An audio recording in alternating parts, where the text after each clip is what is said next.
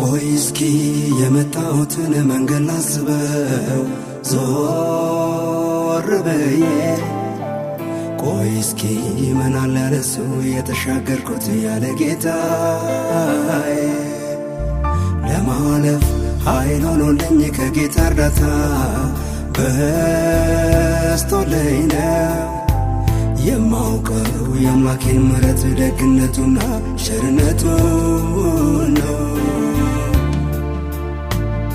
ግን ሳላስበው ፍቅሩ በልቤ ገባ ደህንነትን አገኘው ያለ ዋጋ